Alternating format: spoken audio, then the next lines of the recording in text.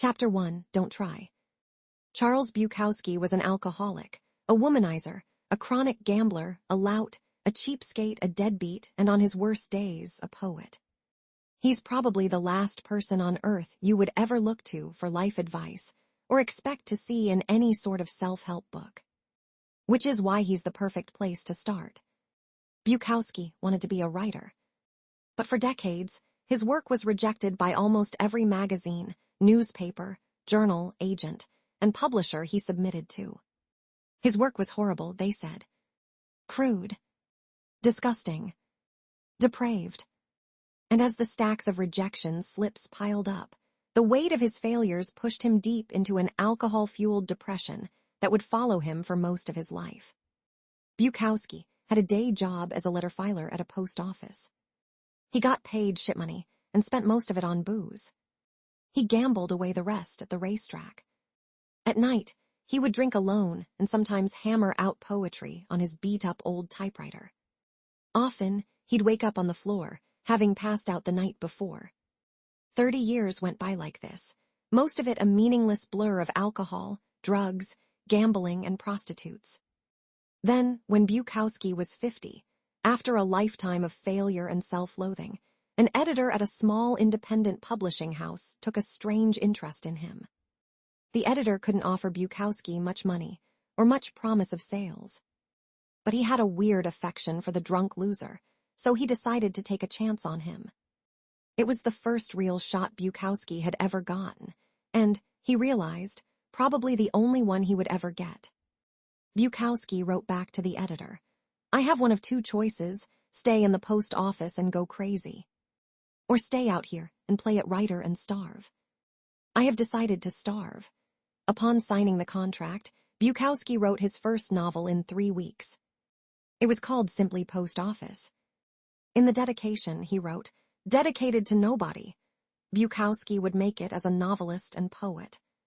He would go on and publish 6 novels and hundreds of poems, selling over 2 million copies of his books. His popularity defied everyone's expectations, particularly his own. Stories like Bukowski's are the bread and butter of our cultural narrative. Bukowski's life embodies the American dream. A man fights for what he wants, never gives up, and eventually achieves his wildest dreams. It's practically a movie waiting to happen. We all look at stories like Bukowski's and say, "See, he never gave up. He never stopped trying. He always believed in himself. He persisted against all the odds and made something of himself." It is then strange that on Bukowski's tombstone, the epitaph reads, "Don't try." See, despite the book sales and the fame, Bukowski was a loser. He knew it. And his success stemmed not from some determination to be a winner, but from the fact that he knew he was a loser, accepted it, and then wrote honestly about it. He never tried to be anything other than what he was. The genius in Bukowski's work was not in overcoming unbelievable odds or developing himself into a shining literary light. It was the opposite. It was his simple ability to be completely, unflinchingly honest with himself, especially the worst parts of himself, and to share his failings without hesitation or doubt. This is the real story of Bukowski's success, his comfort with himself as a failure. Bukowski didn't give a fuck about success. Even after his fame, he still showed up to poetry readings, hammered, and verbally abused people in his audience. He still exposed himself in public and tried to sleep with every woman he could find. Fame and success didn't make him a better person. Nor was it by becoming a better person that he became famous and successful. Self-improvement and success often occur together. But that doesn't necessarily mean they're the same thing. Our culture today is obsessively focused on unrealistically positive expectations. Be happier. Be healthier. Be the best, better than the rest. Be smarter, faster, richer, sexier, more popular, more productive, more envied, and more admired. Be perfect and amazing and crap out 12-karat gold nuggets before breakfast each morning while kissing your selfie-ready spouse and 2.5 kids goodbye. Then fly your helicopter to your wonderfully fulfilling job, where you spend your days doing incredibly meaningful work that's likely to save the planet one day.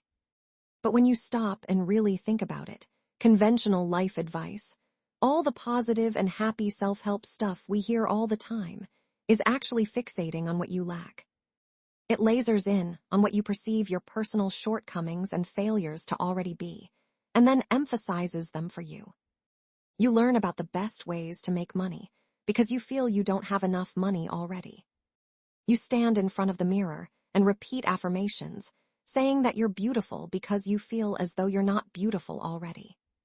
You follow dating and relationship advice because you feel that you're unlovable already. You try goofy visualization exercises about being more successful because you feel as though you aren't successful enough already.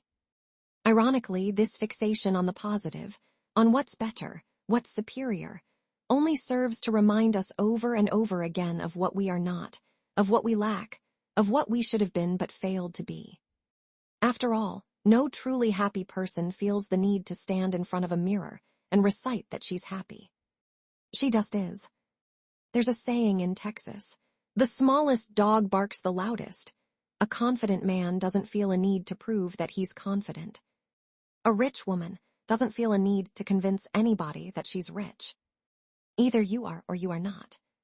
And if you're dreaming of something all the time, then you're reinforcing the same unconscious reality over and over, that you are not that. Everyone and their TV commercial wants you to believe that the key to a good life is a nicer job, or a more rugged car, or a prettier girlfriend, or a hot tub with an inflatable pool for the kids. The world is constantly telling you that the path to a better life is more, more, more. Buy more, own more, make more, fuck more, be more. You are constantly bombarded with messages to give a fuck about everything, all the time. Give a fuck about a new TV. Give a fuck about having a better vacation than your coworkers. Give a fuck about buying that new lawn ornament. Give a fuck about having the right kind of selfie stick. Why? My guess, because giving a fuck about more stuff is good for business. And while there's nothing wrong with good business, the problem is that giving too many fucks is bad for your mental health. It causes you to become overly attached to the superficial and fake, to dedicate your life to chasing a mirage of happiness and satisfaction. The key to a good life is not giving a fuck about more. It's giving a fuck about less, giving a fuck about only what is true and immediate and important. The feedback loop from hell, there's an insidious yerk to your brain that, if you let it, can drive you absolutely batty. Tell me if this sounds familiar to you. You get anxious about confronting somebody in your life. That anxiety cripples you, and you start wondering why you're so anxious. Now you're becoming anxious about being anxious. Oh no. Doubly anxious. Now you're anxious about your anxiety, which is causing more anxiety. Buick, where's the whiskey? Or let's say you have an anger problem. You get pissed off at the stupidest, most inane stuff, and you have no idea why. And the fact that you get pissed off so easily starts to piss you off even more. And then, in your petty rage, you realize that being angry all the time makes you a shallow and mean person, and you hate this. You hate it so much that you get angry at yourself. Now look at you. You're angry at yourself getting angry about being angry. Fuck you all. Here, have a fist. Or you're so worried about doing the right thing all the time that you become worried about how much you're worrying. Or you feel so guilty for every mistake you make that you begin to feel guilty about how guilty you're feeling. Or you get sad and alone so often that it makes you feel even more sad and alone just thinking about it. Welcome to the feedback loop from hell.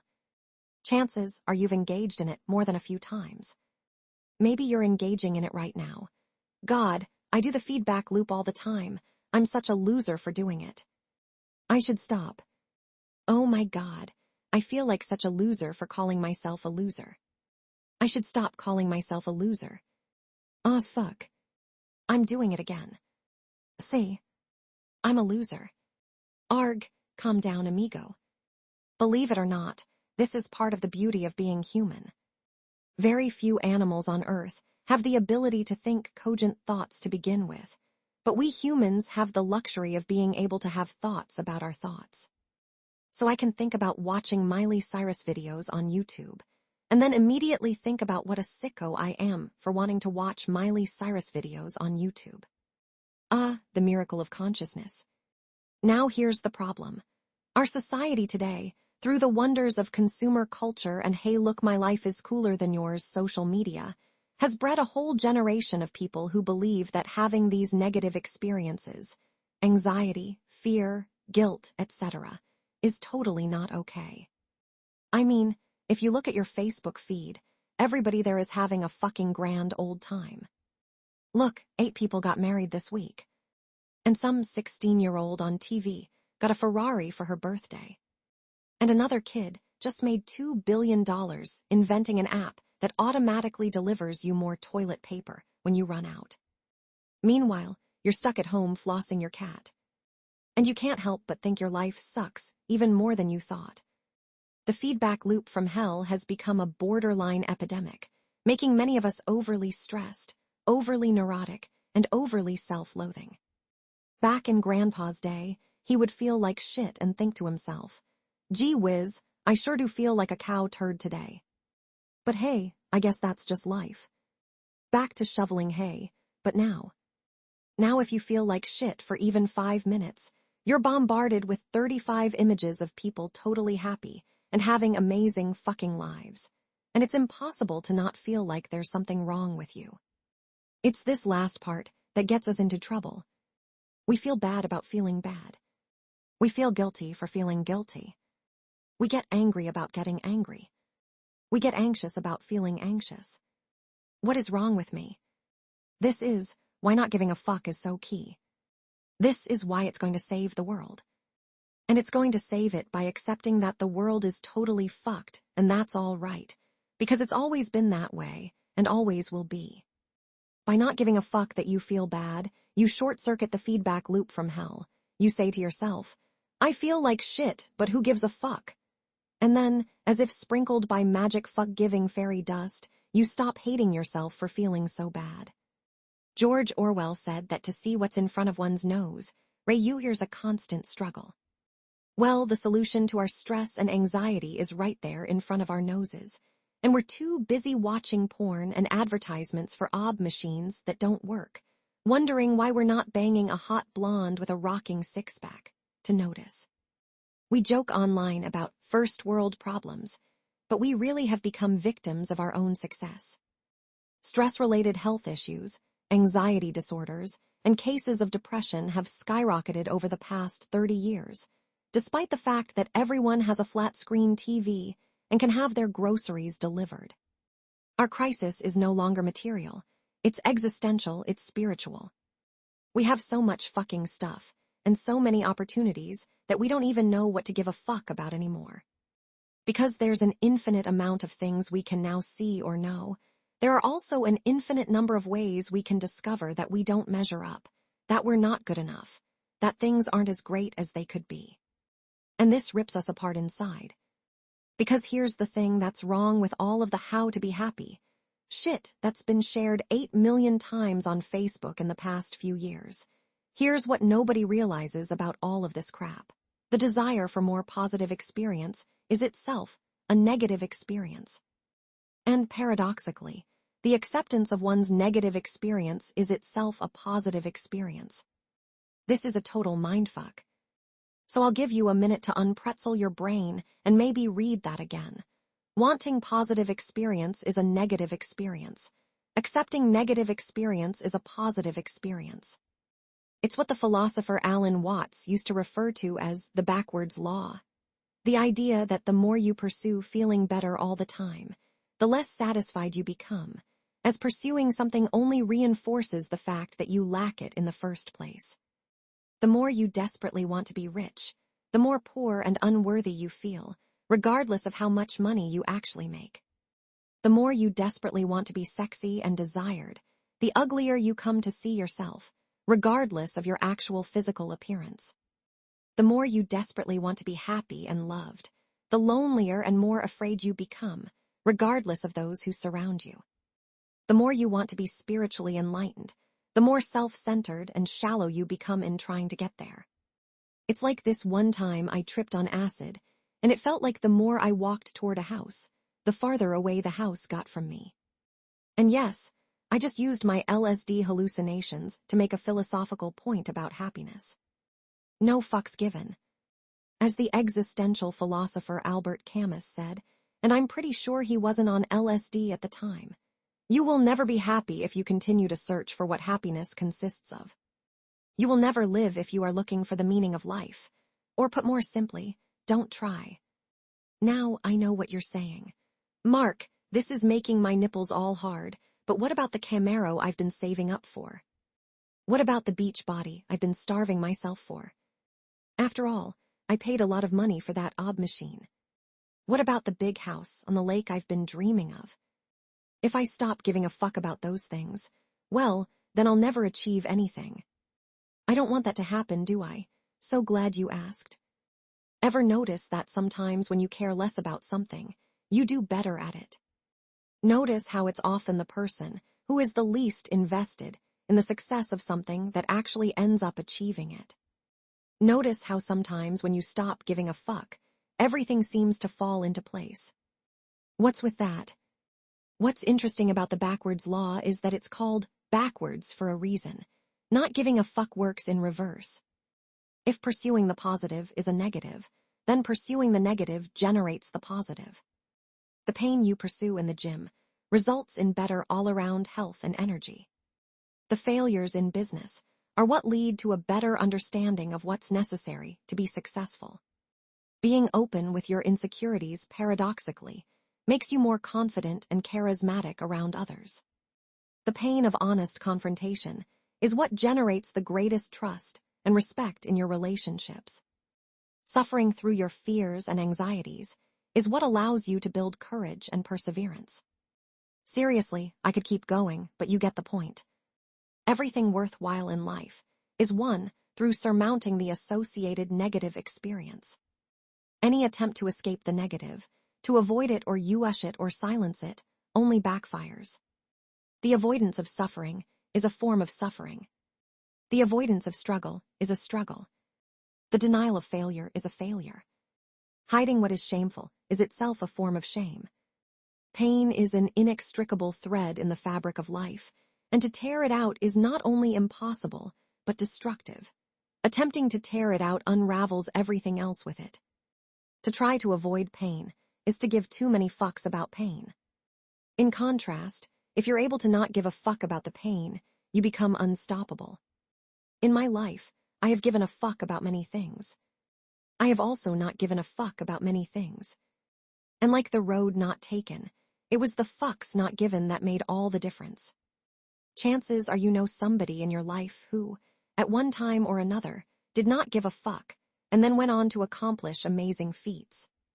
Perhaps there was a time in your own life when you simply did not give a fuck and excelled to some extraordinary height. For myself, quitting my day job in finance after only 6 weeks to start an internet business ranks pretty high up there in my own, didn't give a fuck Hall of Fame. Same with deciding to sell most of my possessions and move to South America. Fucks given? None. Just went and did it. These moments of non-fuckery are the moments that most define our lives. The major switch in careers, the spontaneous choice to drop out of college and join a rock band, the decision to finally dump that deadbeat boyfriend whom you caught wearing your pantyhose a few too many times. To not give a fuck is to stare down life's most terrifying and difficult challenges and still take action.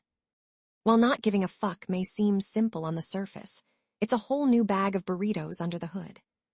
I don't even know what that sentence means, but I don't give a fuck. A bag of burritos sounds awesome, so let's just go with it. Most of us struggle throughout our lives by giving too many fucks in situations where fucks do not deserve to be given.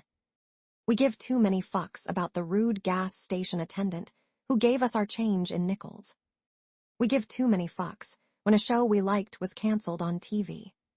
We give too many fucks when our coworkers don't bother asking us about our awesome weekend. Meanwhile, our credit cards are maxed out, our dog hates us, and Junior is snorting meth in the bathroom, yet we're getting pissed off about nickels and everybody loves Raymond. Look, this is how it works. You're going to die one day. I know that's kind of obvious, but I just wanted to remind you in case you'd forgotten. You and everyone you know are going to be dead soon. And in the short amount of time between here and there, you have a limited amount of fucks to give. Very few, in fact. And if you go around giving a fuck about everything and everyone without conscious thought or choice, well, then you're going to get fucked. There is a subtle art to not giving a fuck. And though the concept may sound ridiculous, and I may sound like an asshole, what I'm talking about here is essentially learning how to focus and prioritize your thoughts effectively, how to pick and choose what matters to you and what does not matter to you based on finely honed personal values. This is incredibly difficult. It takes a lifetime of practice and discipline to achieve, and you will regularly fail. But it is perhaps the most worthy struggle one can undertake in one's life. It is perhaps the only struggle in one's life. Because when you give too many fucks, when you give a fuck about everyone and everything, you will feel that you're perpetually entitled to be comfortable and happy at all times, that everything is supposed to be just exactly the fucking way you want it to be.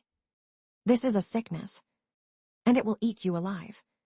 You will see every adversity as an injustice, every challenge as a failure, every inconvenience as a personal slight, every disagreement as a betrayal. You will be confined to your own petty, skull-sized hell, burning with entitlement and bluster, running circles around your very own personal feedback loop from hell, in constant motion yet arriving nowhere. The subtle art of not giving a fuck when most people envision giving no fucks whatsoever. They imagine a kind of serene indifference to everything, a calm that weathers all storms. They imagine and aspire to be a person who is shaken by nothing and caves in to no one. There's a name for a person who finds no emotion or meaning in anything, a psychopath. Why you would want to emulate a psychopath, I have no fucking clue. So what does not giving a fuck mean? Let's look at 3 subtleties that should help clarify the matter. Subtlety number 1, not giving a fuck does not mean being indifferent. It means being comfortable with being different. Let's be clear. There's absolutely nothing admirable or confident about indifference. People who are indifferent are lame and scared. They're couch potatoes and internet trolls. In fact, indifferent people often attempt to be indifferent because in reality, they give way too many fucks. They give a fuck about what everyone thinks of their hair, so they never bother washing or combing it. They give a fuck about what everyone thinks of their ideas, so they hide behind sarcasm and self-righteous snark. They're afraid to let anyone get close to them, so they imagine themselves as some special, uni-use snowflake who has problems that nobody else would ever understand. Indifferent people are afraid of the world and the repercussions of their own choices. That's why they don't make any meaningful choices. They hide in a gray, emotionless pit of their own making, self-absorbed and self-pitying, perpetually distracting themselves from this unfortunate thing demanding their time and energy called life. Because here's a sneaky truth about life. There's no such thing as not giving a fuck. You must give a fuck about something. It's part of our biology to always care about something, and therefore to always give a fuck. The question then is, what do we give a fuck about? What are we choosing to give a fuck about? And how can we not give a fuck about what ultimately does not matter? My mother was recently screwed out of a large chunk of money by a close friend of hers. Had I been indifferent, I would have shrugged my shoulders, sipped my mocha, and downloaded another season of The Wire.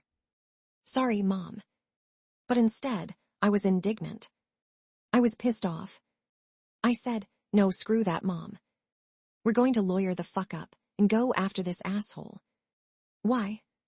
Because I don't give a fuck. I will ruin this guy's life if I have to. This illustrates the first subtlety of not giving a fuck. When we say, damn, watch out, Mark Manson just don't give a fuck, we don't mean that Mark Manson doesn't care about anything. On the contrary, we mean that Mark Manson doesn't care about adversity in the face of his goals. He doesn't care about pissing some people off to do what he feels is right. We mean that Mark Manson is the type of guy who would write about himself in third person just because he thought it was the right thing to do. He just doesn't give a fuck. This is what is so admirable. No, not me, dumbass. The overcoming adversity stuff, the willingness to be different, an outcast, a pariah, all for the sake of one's own values. The willingness to stare failure in the face and shove your middle finger back at it. The people who don't give a fuck about adversity or failure, or embarrassing themselves, or shitting the bed a few times. The people who just laugh and then do what they believe in anyway. Because they know it's right. They know it's more important than they are, more important than their own feelings and their own pride and their own ego. They say, fuck it, not to everything in life, but rather to everything unimportant in life. They reserve their fucks for what truly matters. Friends, family, purpose, burritos, and an occasional lawsuit or two. And because of that, because they reserve their fucks for only the big things that matter, people give a fuck about them in return. Because here's another sneaky little truth about life. You can't be an important and life-changing presence for some people without also being a joke and an embarrassment to others. You just can't. Because there's no such thing as a lack of adversity. It doesn't exist. The old saying goes that no matter where you go, there you are. Well, the same is true for adversity and failure. No matter where you go, there's a 500-pound load of shit waiting for you. And that's perfectly fine. The point isn't to get away from the shit. The point is to find the shit you enjoy dealing with. Subtlety number 2. To not give a fuck about adversity, you must first give a fuck about something more important than adversity. Imagine you're at a grocery store, and you watch an elderly lady scream at the cashier, berating him for not accepting her 30-cent coupon. Why does this lady give a fuck? It's just 30 cents. I'll tell you why. That lady probably doesn't have anything better to do with her days than to sit at home cutting out coupons. She's old and lonely. Her kids are dickheads and never visit. She hasn't had sex in over 30 years. She can't fart without extreme lower back pain. Her pension is on its last legs, and she's probably going to die in a diaper thinking she's in candy land. So she snips coupons. That's all she's got. It's her and her damn coupons. It's all she can give a fuck about because there is nothing else to give a fuck about. And so when that pimply-faced 17-year-old cashier refuses to accept one of them, when he defends his cash registers purity the way knights used to defend maidens' virginity, you can bet Granny is going to erupt. 80 years of fucks will rain down all at once, like a fiery hailstorm of back in my day, and people used to show more respect stories. The problem with people who hand out fucks like ice cream at a goddamn summer camp is that they don't have anything more fuckworthy to dedicate their fucks to. If you find yourself consistently giving too many fucks about trivial shit that bothers you, your ex-boyfriend's new Facebook picture, how uically the batteries die in the TV remote, missing out on yet another 2-for-1 sale on hand sanitizer. Chances are you don't have much going on in your life too. And that's your real problem. Not the hand sanitizer. Not the TV remote. I once heard an artist say that when a person has no problems, the mind automatically finds a way to invent some. I think what most people, especially educated, pampered middle-class white people, consider life problems are really just side effects of not having anything more important to worry about. It then follows that finding something important and meaningful in your life is perhaps the most productive use of your time and energy. Because if you don't find that meaningful something, your fucks will be given to meaningless and frivolous causes. Subtlety number 3. Whether you realize it or not, you are always choosing what to give a fuck about. People aren't just born not giving a fuck. In fact, we're born giving way too many fucks. Ever watch a kid cry his eyes out because his hat is the wrong shade of blue? Exactly. Fuck that kid. When we're young, everything is new and exciting, and everything seems to matter so much. Therefore, we give tons of fucks. We give a fuck about everything and everyone. About what people are saying about us. About whether that cute boy/girl called us back or not. About whether our socks match or not. Or what color our birthday balloon is. As we get older, with the benefit of experience, and having seen so much time slip by, we begin to notice that most of these sorts of things have little lasting impact on our lives. Those people whose opinions we cared about so much before are no longer present in our lives. Rejections that were painful in the moment have actually worked out for the best. We realize how little attention people pay to the superficial details about us, and we choose not to obsess so much over them. Essentially, we become more selective about the fucks we're willing to give. This is something called maturity. It's nice, you should try it sometime. Maturity is what happens when one learns to only give a fuck about what's truly fuckworthy. As Bunk Moreland said to his partner Detective McNulty in The Wire, which, fuck you, I still downloaded. That's what you get for giving a fuck when it wasn't your turn to give a fuck. Then, as we grow older and enter middle age, something else begins to change. Our energy level drops. Our identity solidifies. We know who we are, and we accept ourselves, including some of the parts we aren't thrilled about. And in a strange way, this is liberating. We no longer need to give a fuck about everything. Life is just what it is. We accept it, warts and all. We realize that we're never going to cure cancer, or go to the moon, or feel Jennifer Aniston's tits. And that's okay. Life goes on. We now reserve our ever-dwindling fucks for the most truly fuckworthy parts of our lives. Our families, our best friends, our golf swing. And to our astonishment, this is enough. This simplification actually makes us really fucking happy on a consistent basis. And we start to think, maybe that crazy alcoholic Bukowski was onto something. Don't try. So Mark, what the fuck is the point of this book anyway? This book will help you think a little bit more clearly about what you're choosing to find important in life, and what you're choosing to find unimportant. I believe that today we're facing a psychological epidemic, one in which people no longer realize it's okay for things to suck sometimes. I know that sounds intellectually lazy on the surface, but I promise you, it's a life/death sort of issue. Because when we believe that it's not okay for things to suck sometimes, then we unconsciously start blaming ourselves.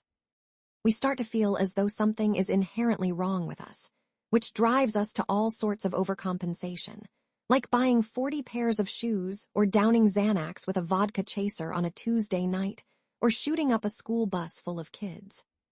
This belief that it's not okay to be inadequate, sometimes, is the source of the growing feedback loop from hell that is coming to dominate our culture. The idea of not giving a fuck is a simple way of reorienting our expectations for life and choosing what is important and what is not. Developing this ability leads to something I like to think of as a kind of practical enlightenment. No, not that airy-fairy, eternal bliss, end-of-all-suffering, bullshitty kind of enlightenment. On the contrary, I see practical enlightenment as becoming comfortable with the idea that some suffering is always inevitable, that no matter what you do, life is comprised of failures, loss, regrets, and even death. Because once you become comfortable with all the shit that life throws at you, and it will throw a lot of shit, trust me, you become invincible in a sort of low-level spiritual way. After all, the only way to overcome pain is to first learn how to bear it. This book doesn't give a fuck about alleviating your problems or your pain. And that is precisely why you will know it's being honest. This book is not some guide to greatness. It couldn't be, because greatness is merely an illusion in our minds, a made-up destination that we obligate ourselves to pursue, our own psychological Atlantis. Instead, this book will turn your pain into a tool, your trauma into power, and your problems into slightly better problems. That is real progress. Think of it as a guide to suffering, and how to do it better, more meaningfully, with more compassion and more humility. It's a book about moving lightly despite your heavy burdens, resting easier with your greatest fears, laughing at your tears as you cry them. This book will not teach you how to gain or achieve, but rather how to lose and let go. It will teach you to take inventory of your life and scrub out all but the most important items. It will teach you to close your eyes and trust that you can fall backwards and still be okay. It will teach you to give fewer fucks. It will teach you to not try.